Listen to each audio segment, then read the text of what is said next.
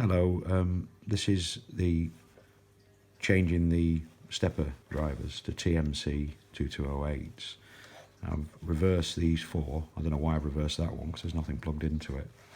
But I think the plan is that you very gently just work this out, to take that out of the way, do one at a time, and then you don't get yourself in a tiz-was.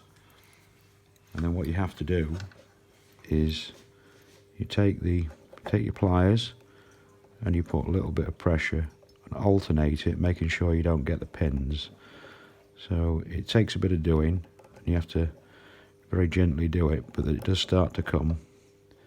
You don't want to give too much pressure, otherwise what you'll do is that you'll probably overstrain the pins and possibly break one of the pins.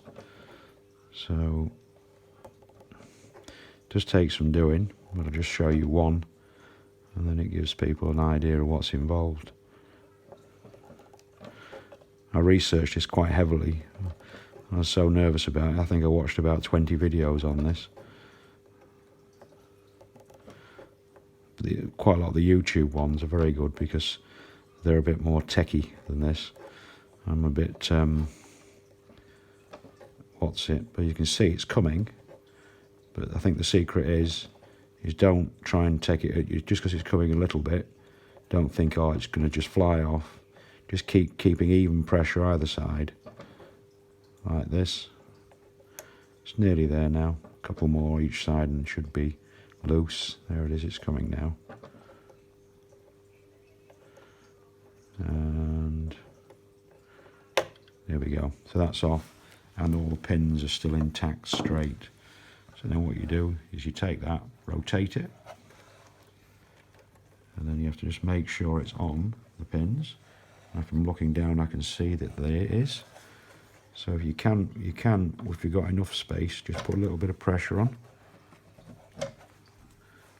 But even then, I'll take the pliers again, put some equal downward pressure each side.